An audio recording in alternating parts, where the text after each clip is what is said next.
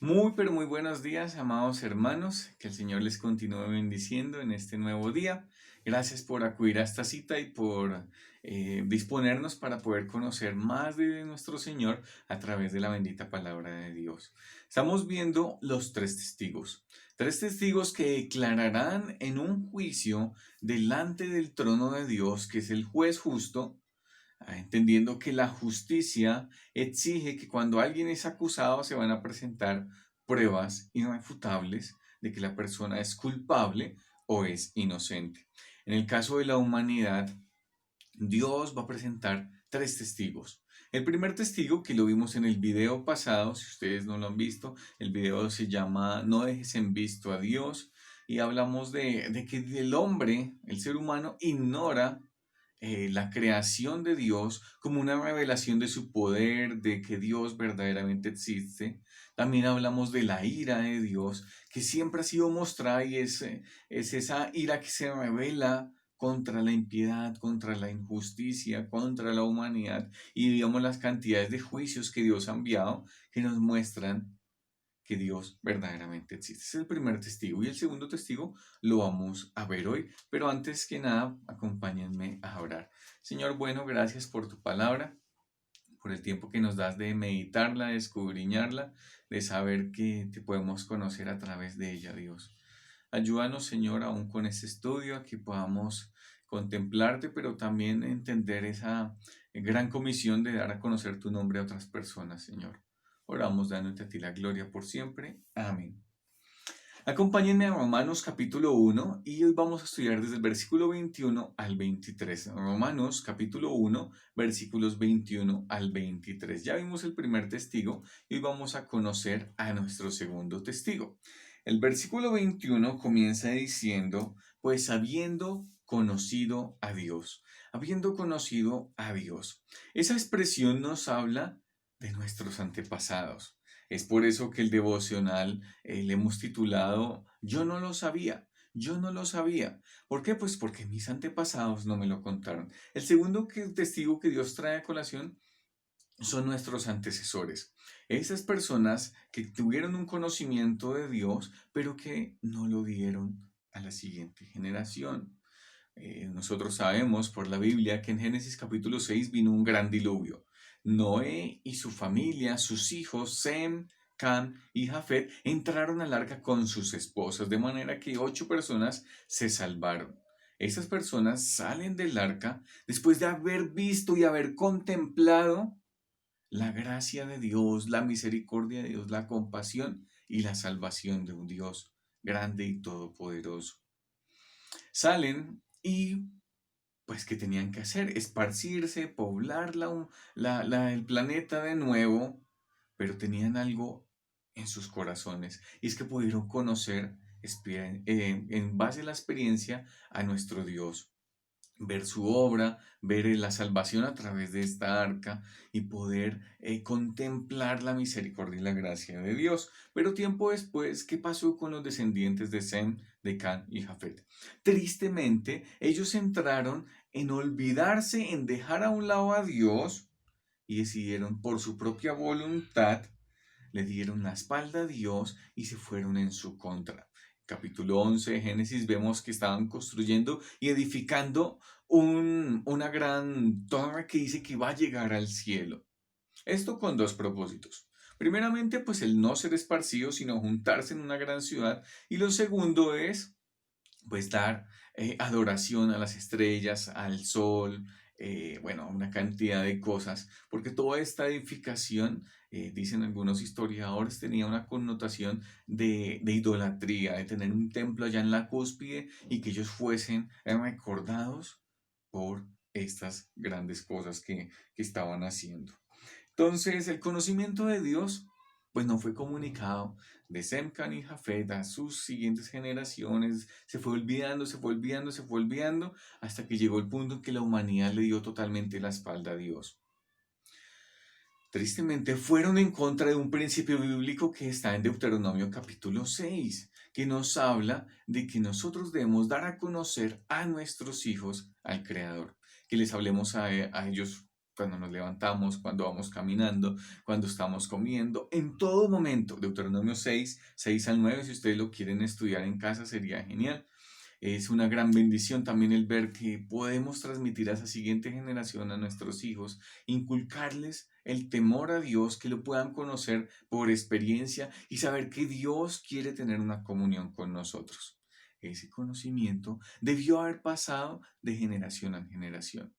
No sé en qué momento se cortó la brecha después de Sem, Cam y Jafet a sus descendientes, pero lo único que sabemos es por la Biblia que en Génesis 11 ya la generación que estaba se había olvidado completamente de su creador, tristemente.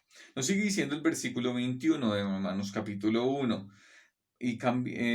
Pues habiendo conocido a Dios, no le glorificaron como a Dios ni le dieron gracias. Tristemente, esa es la condición de la humanidad en ese tiempo, pero también a lo largo de toda la historia, la condición en que también nosotros estuvimos. Sin conocimiento de Dios, porque no fue transmitido aún por nuestros padres. Si tú eres creyente, eres bendito y beneficiado también por poder conocer a Dios aún desde pequeño, por haber nacido en una cuna creyente, eso es genial. Pero tristemente la mayoría de nosotros estuvimos también en esta misma condición, en el que no fue impartido el conocimiento de Dios, en que no fue transmitido y pues obviamente no le estábamos glorificando, no le estábamos dando ese honor a Dios y mucho menos estábamos siendo agradecidos con Él. Y cuando hablamos de ser agradecidos en muchas culturas, la palabra gracias ni siquiera existe. En culturas e idiomas indígenas, la palabra gracias no está en su vocabulario. Simplemente cuando alguien le entrega algo a alguien, dice, uy, esto es bueno para mí. Podría ser traducido de esa manera. Pero no tiene una expresión de agradecimiento. Nosotros tenemos el sol, la lluvia, alimentos, techo, una gran cantidad de cosas que Dios nos brinda cada día. Pero también nos manda a ser agradecidos. Muchas de las personas que están allí afuera que no tienen temor de Dios, ni siquiera le dan gracias a Él por las cosas que recibimos a diario. Pero esa es la condición del ser humano. Después de todo esto, sí, mira lo que sigue diciendo el versículo 21. Habiendo conocido a Dios, no le glorificaron como a Dios, ni le dieron gracias, sino que se envanecieron en su razonamiento, su necio corazón fue entenebrecido. Empezaron a rechazar el conocimiento de Dios, lo que Dios les decía, y se dejaron llenar por ideas envanecidas, ideas totalmente vacías, ideas sin sentido, hasta llegar al punto en que su corazón, su mente fue entenebrecida, fue cubierta para que ellos ya no pudieran distinguir entre lo que es lo equivocado y lo que es la verdad. Ya no podían descubrirlo, ya no podían reconocer, mira, esto es la verdad, esta no. ¿Por qué? Porque empezaron a dejar al lado a Dios, a hacerlo a un lado, a hacerlo a un lado. Los antepasados dejaron de dar a conocer el nombre de Dios y esto fue lo que tristemente vino para ellos. Perdieron la habilidad de reconocer y recibir la verdad de Dios. Y su necio corazón fue totalmente entenebrecido, oscurecido. Ya no podían captar qué era lo que estaba verdaderamente pasando y dejaron la idea de Dios y a Dios mismo, la verdad que les había revelado, la dejaron a un lado. Versículo 22. Profesando ser sabios, se hicieron necios. Estando en sus ideas, en sus tipos de pensamiento, se creen muy sabios. Piensan que todo el conjunto de sus ideas, que todas las cosas que tienen en su mente, en sus corazones, son sabiduría. Piensan que allí hay sabiduría, pero ignoran por completo que la Biblia dice que el principio de la sabiduría, allí en Proverbios, es el temor a Jehová. Ignoran completamente que lo que más importa es temer a Dios y que su palabra pueda estar en nuestros corazones porque es que allí es donde está la sabiduría de Dios. Llegan al punto, en medio de su necedad, en medio de su profesando ser sabios, que se creen los más intelectuales, los más inteligentes, pero tristemente llegan a la necedad que dice el Salmo 14:1, dice el necio en su corazón, no hay Dios. Y un necio es alguien que si yo le digo, mira esta camisa que estoy usando es azul, él dice, no, es blanca. así tenga yo todos los argumentos, todas las cosas a favor, ellos van a decir todo lo contrario. Y en medio de sus envanecimientos, en medio de todas sus ideas, en medio de ellos creerse sabios, dicen, no hay Dios. Y eso Dios lo cataloga como necios. Viendo el primer testigo que hablamos la vez pasada de la naturaleza, de la ira de Dios, no reconocen que hay un Dios. Eso nos lleva al punto de creer y confiar en que verdaderamente existe Dios.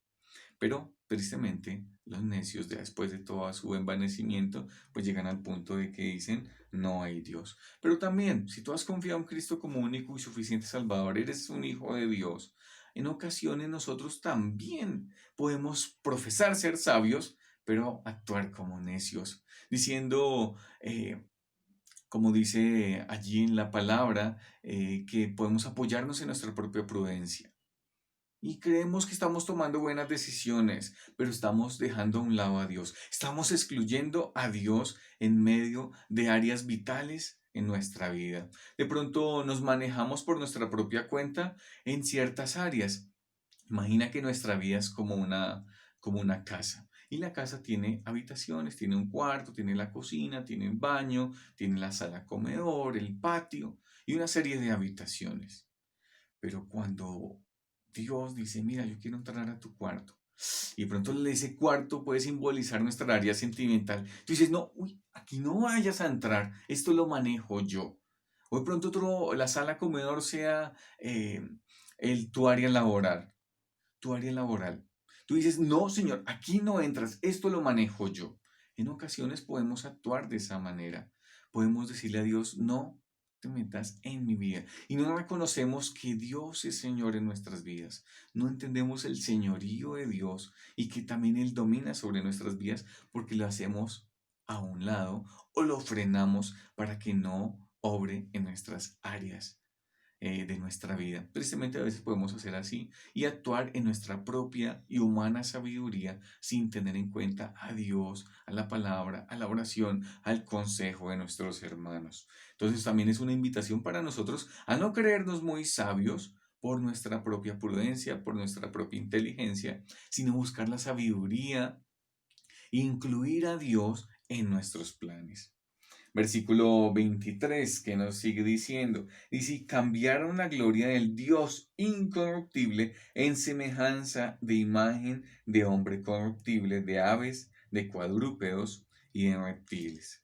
Cada generación se fue alejando más y más de Dios, hasta llegar a tal punto que abandonaron verdaderamente la verdad, la gloria del Dios eterno.